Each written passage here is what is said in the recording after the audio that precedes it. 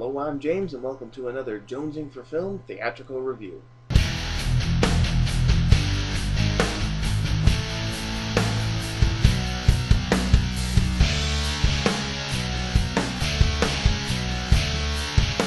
Yes, Wrath of the Titans, the sequel to 2010's Clash of the Titans. So the film takes place 10 years after the events of Clash. Because of humanity's lack of devotion, the gods are growing weaker and therefore losing the ability to control the Titans they've imprisoned.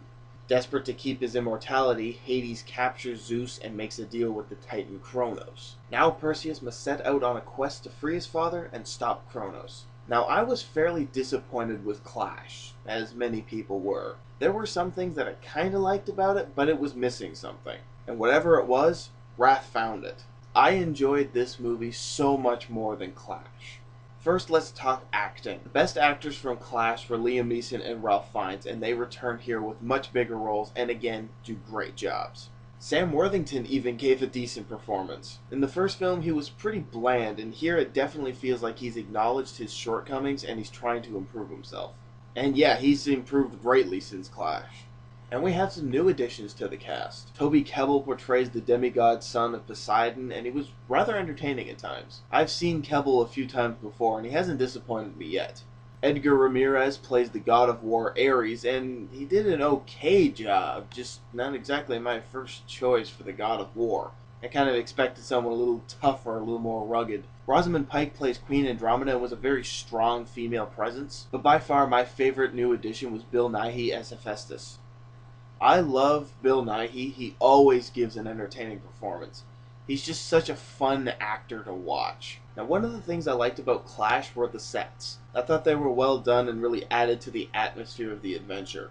However, compared to Wrath's sets, they look so fake. Wrath's sets and locations are on such a grander scale. Combined with the great cinematography, the whole film has such an epic vibe. Thinking back on Clash, and it's fresh in my mind because I watched it before seeing this, the whole film feels so minuscule in comparison to Wrath. Another upgrade from Clash are the designs. There were some pretty awesome looking creatures in this film, and the costumes have been improved as well. Now, my biggest issue with Clash was how anticlimactic it felt. There was all this build up throughout the whole movie, and it's dealt with in like a second. Here, while it's not the greatest climax I've ever seen, it was far better and much more epic than Clash.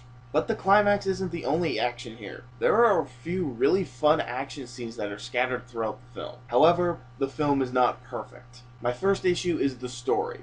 It's fairly cliched. There isn't many twists or story shifts that catch you off guard. It's fairly linear for the most part, and you get an understanding of how things are going to end up. It's not a total shock to me, but still, it's kind of an issue. Another slight problem I had was part of the quest involves going through this enormous labyrinth, which was visually spectacular, and our heroes are told that the labyrinth will test them physically and mentally. You know, things are really going to mess with their heads. But they don't really do anything to show that. Basically, they go in, it shifts itself a couple times, there's like 5 seconds where it kind of gets to them, and then they're out. There was all this build up to it, and they breeze through it rather quickly. It felt similar to Clash when the all-seeing witches tell Perseus that he will die on his quest, and the events after that never really felt that threatening. I just hate wasted potential like that, especially when it involves a mind game and kind of like screwing with the psyche, and they never really take advantage of that. And the movie kind of ends slightly abruptly. I mean, the climax happens,